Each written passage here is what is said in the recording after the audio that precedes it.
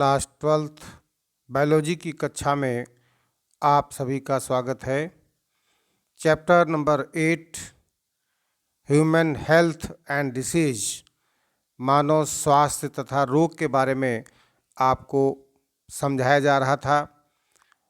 इस अध्याय से संबंधित आपको हमने 4 वीडियो प्रेषित कर दिया है। आज मानव स्वास्थ्य तथा रोग चैप्टर के अंतर्गत 5वां वीडियो, जिसमें हम आपको कैंसर के बारे में समझाने वाले हैं। इसके पिछले वीडियो में हमने HIV एड्स के बारे में विस्तृत जानकारी जो आपके पाठ्यक्रम से संबंधित है बताने का प्रयास किया था। आज इसी कड़ी में हम इसी चैप्टर में असंक्रामक रोग, नॉन कम्युनिकेबल डिसीज या नॉन इन्फेक्टस डिजीज़ के अंतर्गत कैंसर के बारे में बताने वाले हैं। हमारे द्वारा बताई गई बातों को ध्यान से सुनिएगा, समझिएगा और अपनी नोट कॉपी में लिख लीजिएगा। असंक्रामक रोग या नॉन कम्युनिकेबल डिसीज़ या नॉन इन्फेक्टस डिजीज़ ऐसी बीमारियां होती हैं जो एक व्यक्ति से दूसरे व्यक्ति में नहीं फैलती हैं, असंक्रामक बीमारी कहलाती हैं, जैसे कि गाउट, डायबिटीज, कार्डियोवैस्कुलर डिसीजेज और आर्थराइटिस। इसके अलावा एचिंग जॉइंट्स यानी दुखने वाले जोड़, ये ऐसी बीमारियां हैं जो असंक्रामक रोग के अंतर्गत आती हैं। आज इसी असंक्रामक बीमारी के अंतर्गत कैंसर के बारे में समझाने का प्रयास कर रहे हैं। कृपया हमारे द्वारा बताई गई बातों को आप ध्यान से सुनिएगा और समझने का प्रयास कीजिएगा।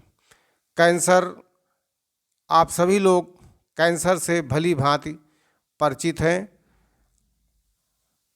कैंसर एक प्रकार का असंक्रामक रोग है और ये मानव में होने वाले रोगों में एक भयंकर रोग की श्रेणी में आता है। इसे हम कर्कट रोग के नाम से भी जानते हैं। कैंसर के कारण लाखों लोग प्रतिवर्ष पीड़ित होते हैं और इनमें बड़ी संख्या में व्यक्ति मर भी जाते हैं। यह रोग शरीर की कोशिकाओं के अनियंत्रित कोशिका विभाजन के कारण होता है। कोशिकाओं में उपस्थित ऑन्कोजीन्स से सक्रिय हो जाने से अविभेदित कैंसर कोशिकाएं बनने लगती हैं। कुछ पदार्थ कैंसर उत्पन्न करने में सहायक होते हैं। ऐसे पदार्थों को हम कैंसर कारक या कार्सिनोजेंस के नाम से जानते हैं। अनियंत्रित कोशिका विभाजन के कारण अविभेदित कोशिकाओं का समूह अर्थात गुच्छा बन जाता है। इन अनियमित कोशिकाओं के गुच्छे को ही हम कैंसर का नाम देते हैं। ये कोशिकाएं सामान्य कोशिकाओं का भोजन एवं ऑक्सीजन ग्रहण करती हैं, जिसके कारण सामान्य कोशिकाएं समाप्त होती रहती हैं। कैंसर सामान्यतः लीवर और ब्रेन में नहीं होता है, क्योंकि वयस्कावस्था में इनकी कोशिकाओं में विभाजन की क्षमता नहीं पाई जाती है। अनियंत्रित एवं अनियमित विभाजन के चलते ट्यूमर की उत्पत्ति हो जाती है, जिसे नियोप्लाज्म का नाम दिया जाता है।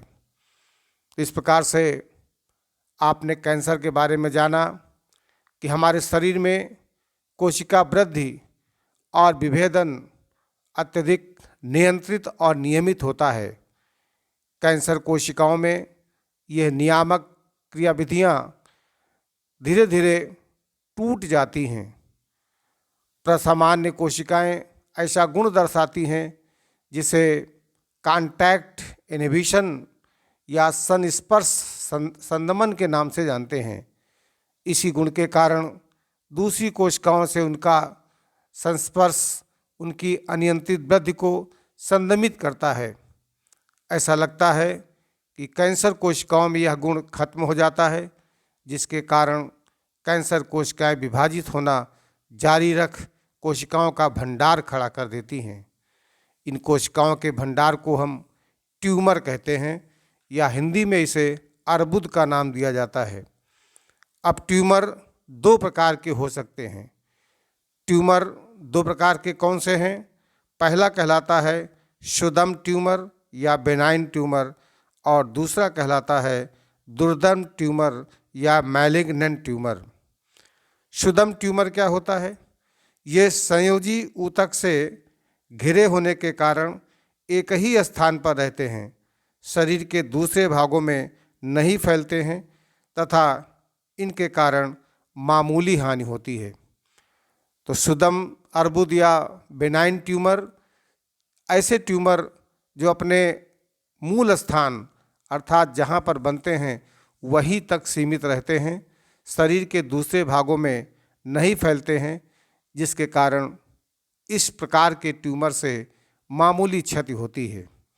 लेकिन दूसरी ओर दुर्दम ट्यूमर या मैलिग्नेंट ट्यूमर्स, ये कोशिकाएं रक्त एवं लसिका के साथ संचरित होकर शरीर के अन्य भागों में दुर्दम ट्यूमर या मैलिग्नेंट ट्यूमर का निर्माण कर देती हैं। इस प्रकार की कोशिकाओं द्वारा अन्य भागों में फैलने को मेटास्टैटिस कहा जाता है। ध्यान रखिएगा, मेटास्टैटिस भी पूछा जाता है। तो मैलिग्नेंट ट्यूमर बहुत तेज़ी के साथ बढ़ते हैं और आसपास के सामान्य ऊतकों पर हमला करके उन्हें क्षतिग्रस्त कर देते हैं। मैलिग्नेंट सेल्स सक्रियता से विभाजित और वर्धित होती हैं, जिससे ये अति आवश्यक पोषकों के लिए सामान्य कोशिकाओं से स्पर्धा करती हैं और उन्हें भूखा मारती हैं। ऐसे अर्बुदों से उतरी हुई कोशिकाएं रक्त द्वारा दूर दराज स्थलों पर पहुंच जाती हैं और जहां पर जाती हैं वहीं पर एक नए अर्बुद या ट्यूमर का निर्माण प्रारंभ कर देती हैं। इसे हम मेटास्टैटिस के नाम से जानते हैं। मेटास्टैटिस कहलाने वाला यह गुण दुर्दम अर्बुदों का सबसे डरावना गुण होता है। अर्थात मैलिग्नेंट ट्यूमर खतरनाक इसीलिए हो जाता है कि यह अन्य स्थानों पर बड़ी तेज़ी के साथ फैल जाता है। तो आपने देखा कि ट्यूमर दो तरह से बनते हैं। क्षुद्र अर्बुद या बिनाइन ट्यूमर जो एक ही स्थान पर अपने मूल स्थान पर ही सीमित रहता है, अन्य स्थानों पर नहीं फैलता, जिसके कारण मामूली क्षति होती है। लेकिन दूसरी ओर मैलिग्नेंट ट्यूमर बड़ी तेज़ी के साथ सक्रिय रूप से बढ़ता है और दूसरे स्थानों को भी नुकसान पहुंचा देता है। आप स्क्रीन पर बने हुए डायग्राम में दोनों प्रकार के ट्यूमर को देख सकते हैं। बेनाइन ट्यूमर जो होता है वो एक प्रकार से रिकवर किया जा सकता है, जबकि मैलिग्नेंट ट्यूमर ये पूरे शरीर में, बॉडी में फैल जाता है, तो यह ज़्यादा खतरनाक होता है। कैंसर या ट्यूमर के टाइप्स की बात की जाए तो कैंसर ऊतकों के आधार पर कई भागों में बांटा जा सकता है। पहला कहलाता है सार्कोमा, दूसरा कहलाता है कार्सिनोमा और तीसरा कहलाता है ल्यूकीमिया। तीनों प्रकार को आसानी से आप समझ सकते हैं। तो कैंसर के प्रकार या टाइप्स ऑफ कैंसर की बात की जाए तो प्रभावित ऊतकों के आधार पर कैंसर को हम तीन तरह से बांट सकते हैं। सार्कोमा क्या है?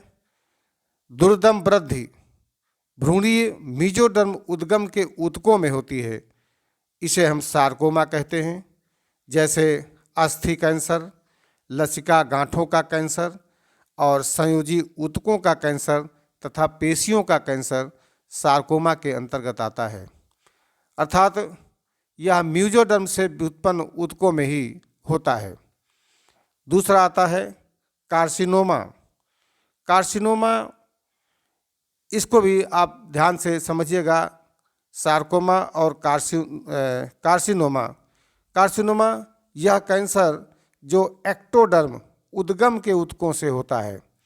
इस प्रकार का कैंसर ग्रंथिल ऊतकों, ग्लैंडुलर टिश्यूज या एपिथेलियम ऊतकों में होता है।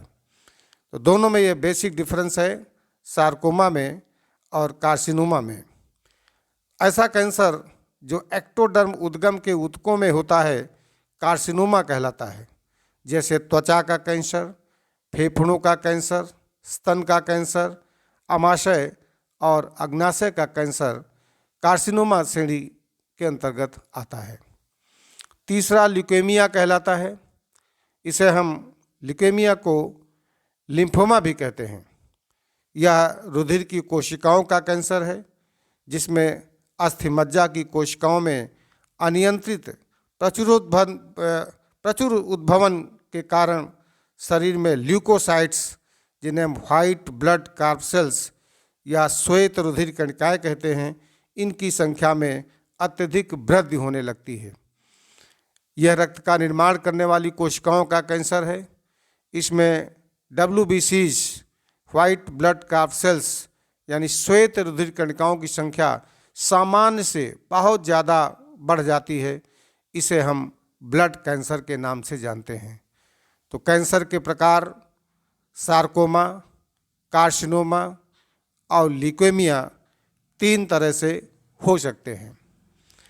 कैंसर के कारण की बात की जाए, काजेज ऑफ कैंसर, तो जो पदार्थ कैंसर उत्पन्न करते हैं उन्हें हम कैंसर कारक या कार्सिनोजेंस के नाम से जानते हैं। ये कारक भौतिक कारक यानी फिजिकल एजेंट्स, रासायनिक कारक यानी केमिकल एजेंट्स, या फिर जैविक कारक या बायोलॉजिकल एजेंट्स या बायोटिक एजेंट्स हो सकते हैं। सबसे पहले हम जानते हैं भौतिक कारक या फिजिकल एजेंट्स कौन कौन से हो सकते हैं। तो कैंसर के कारणों में फिजिकल कारक के अंतर्गत पहला आता है स्मोकिंग यानी धूम्रपान। बीड़ी, सिगरेट आदि का अत्यधिक धूम्रपान करने के कारण फेफड़ों में कैंसर हो जाता है। इससे मुख गुहा, गले एवं लैरिक्स में भी कैंसर होने की संभावना बढ़ जाती है। दूसरा भौतिक कारकों में महत्वपूर्ण कारक है तंबाकू चबाना, च्यूइंग ऑफ टोबैकोज। तंबाकू, गुटखा और पान चबाने से मुख्य रूप से माउथ कैंसर या मुख का कैंसर होता है। अपने देश में मुंह का कैंसर होने का सबसे बड़ा कारण च्यूइंग ऑफ टोबैको है, तंबाकू चबाना है। तीसरा कारण भौतिक उत्तेजना, फिजिकल इरिटेशन भी है। शरीर के किसी भाग के लगातार उत्तेजित होने से उस भाग में कैंसर होने की संभावनाएं बढ़ जाती हैं। जैसा कि कश्मीरी लोग सर्दी के मौसम में अपने कपड़ों की वक्ष के समीप एक छोटी कांगड़ी रखते हैं, जिसके कारण त्वचा लगातार उत्तेजित होती रहती है, जिससे वक्ष भाग की त्वचा में कैंसर की संभावनाएं बढ़ जाती हैं। चौथा भौतिक कारक के अंतर्गत आता है सूर्य के किरणों के प्रति उद्भाषण, एक्सपोजर टू सनरेज। त्वचा पर लंबे समय तक सूर्य का प्रकाश पड़ने के कारण त्वचा का कैंसर होने की संभावना बढ़ती है। रेडियम और रेडियोधर्मी तत्वों द्वारा भी अस्थि का कैंसर हो जाता है। दूसरा कारक आता है केमिकल एजेंट्स, रासायनिक कारक। तो अनेक रसायन शरीर में कैंसर उत्पन्न करने की क्षमता रखते हैं। ये रासायनिक कारक निकोटिन, कैफीन, कोयला, गाड़ियों से निकलने वाले धुएं, अदग्ध हाइड्रोकार्बन और अनेक प्रकार के पॉलीसाइक्लिक हाइड्रोकार्बन ये हो सकते हैं जो कि कैंसर को जन्म दे सकते हैं। सिगरेट का धुआं मुख्य रूप से फेफड़े और त्वचा को प्रभावित करता है। कार्बन के कण त्वचा और फेफड़े को प्रभावित करते हैं। निकेल और क्रोमियम के घटक ये भी फेफड़ों को प्रभावित करते हैं। मस्टर्ड गैस जो कि विषैली गैस होती है, यह भी फेफड़े को प्रभावित करती है। विनाइल क्लोराइड लीवर को प्रभावित करता है। कैडमियम ऑक्साइड प्रोस्टेट ग्लैंड को प्रभावित करती है, एस्बेस्टस फेफड़े और प्लूरल झिल्ली को प्रभावित करती है। तो इस प्रकार से कुछ ऐसे केमिकल हैं जो कि हमारे शरीर में विभिन्न अंगों को प्रभावित करके कैंसर का कारण बनते हैं। तीसरा जो महत्वपूर्ण कारक है वह है बायोलॉजिकल एजेंट्स या जैविक कारक। विषाणु के कारण भी कैंसर हो जाता है। ऐसे विषाणु जो कैंसर उत्पन्न करते हैं उन्हें हम ऑन्कोजेनिक वायरस के नाम से जानते हैं। चौथा कारण आनुवांशिक कारक या जेनेटिक एजेंट्स हो सकते हैं। सामान्य कोशिकाओं में कोशिकीय ऑन्कोजीन होते हैं। यह जीन कैंसरकारी रूपांतरण आरंभ कर देते हैं। कैंसर डिफरेंशिएशन की विसंगति है तथा ऑन्कोजीन के स्विच ऑन होने से उत्पन्न होती है। तो आपने विभिन्न कारकों को देखा। सामान्य कोशिकाओं को कैंसरस सेल्स में रूपांतरित को प्रेरित करने वाले कारक भौतिक, रासायनिक और जैविक कारक होते हैं। ये सभी कारक सामूहिक रूप से कार्सिनोजन या कैंसर जन कहलाते हैं। इसके अलावा एक्स किरणें, गामा किरणें जैसी आयनकारी विकिरण या रेडिएशंस तथा अनायनकारी विकिरण नॉन आयोनाइज्ड रेडिएशंस जैसे पराबैंगनी किरणें जिन्हें हम यूवी रेज या अल्ट्रावायलेट रेज कहते हैं, डीएनए के जीन में ये उत्परिवर्तन करके उसे कैंसरस या ऑन्कोजीन में परिवर्तित कर देते हैं। तो इस प्रकार से आपने कैंसर के विभिन्न कारणों को जाना कि कौन कौन से ऐसे कारण हैं जिनके कारण कैंसर होता है। वो चाहे भौतिक कारक हों, चाहे रासायनिक कारक हों, चाहे जैविक कारक हों या आनुवांशिक कारक हों, ये सभी कैंसर को उत्पन्न करने की क्षमता रखते हैं। अब आता है आगे कैंसर अभिज्ञान एवं निदान, cancer detection and diagnosis. Cancer अभिज्ञान ऊतकों की बायोप्सी और ऊतक विकृति यानी हिस्टोपैथोलॉजिकल स्टडीज तथा बढ़ती कोशिका की गणना के लिए रुधिर और अस्थिमज्जा परीक्षण पर आधारित है, जैसा कि ल्यूकेमिया या अधिश्वेत रक्तता के मामले में होता है।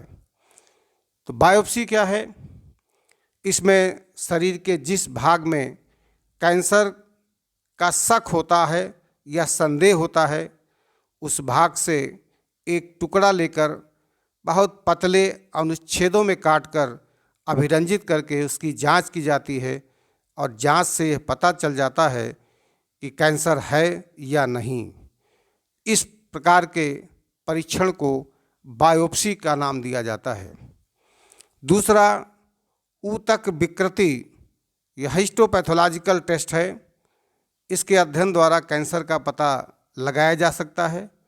आंतरिक अंगों के कैंसर का पता लगाने के लिए रेडियोग्राफी, एक्सरेज द्वारा अभिकलित टोमोग्राफी जिसे हम सीटी कंप्यूटेड टोमोग्राफी या फिर चुंबकीय अनुनादी इमेजिंग जिसे हम एमआरआई के नाम से जानते हैं, मैग्नेटिक रिजोनेंस इमेजिंग, इन तकनीकों के माध्यम से हम कैंसर का पता लगा सकते हैं।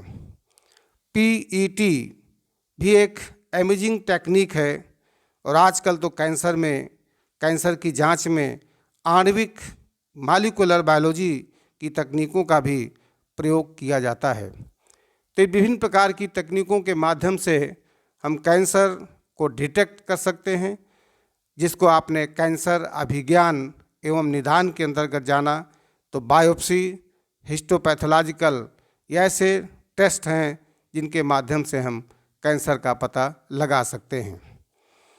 कैंसर के लक्षण क्या हो सकते हैं? लक्षणों को भी जानना आवश्यक है। यदि किसी व्यक्ति में कैंसर की शुरुआत हो गई है तो कुछ ऐसे लक्षण प्रकट होते हैं जिसके आधार पर कैंसर होने का पता लगाया जा सकता है। जैसे कि शरीर के किसी भी भाग में गांठ का बनना, जैसे कि जीभ, होंठ, स्तनों में, स्त्रियों में स्तन कैंसर ही सामान्य रूप से पाया जाता है। किसी तिल या मस्से का अचानक तीव्र होना, घाव या फोड़ा जो जल्दी भरकर ठीक नहीं होता है, अनावश्यक रुधिरस्राव या रुधिर के समान द्रव का विसर्जन, ये भी लक्षण हो सकता है।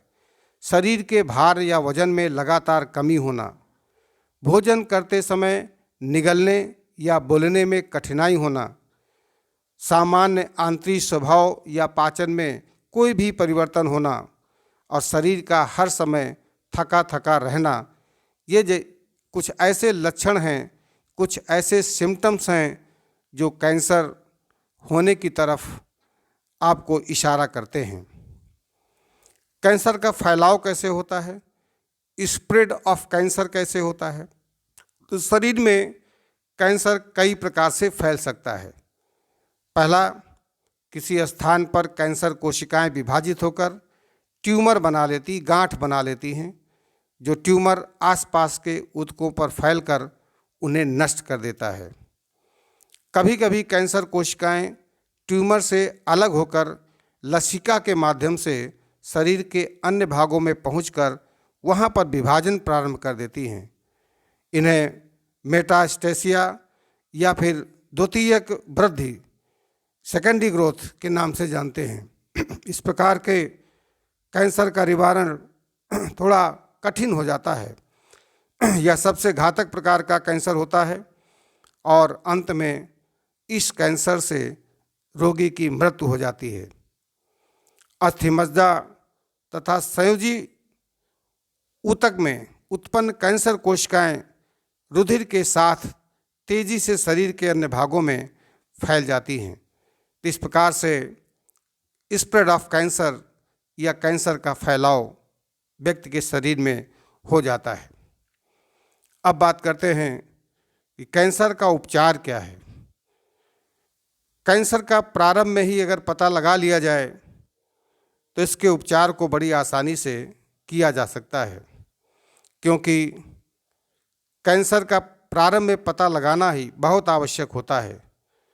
क्योंकि ऐसा होने पर कई मामलों में जब रोग का सफलतापूर्वक उपचार किया जा सकता है, अगर हम प्रारंभिक अवस्था में ही कैंसर को जान लें। वैज्ञानिकों को अभी तक कैंसर का उचित उपचार नहीं मिल पाया है। आजकल शल्य चिकित्सा अर्थात सर्जरी, विकिरण चिकित्सा प्रभावित क्षेत्र को एक्स किरणों द्वारा अनावृत करके इम्यूनोथेरेपी या कीमोथेरेपी का कैंसर के उपचार में सहारा लिया जा रहा है। रासायनिक चिकित्सा को हम कीमोथेरेपी के नाम से जानते हैं।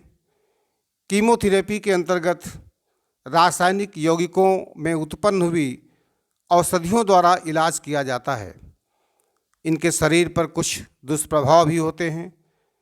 ये शरीर को तेजी से विभाजित करने वाली कोशिकाओं को खत्म कर देती हैं।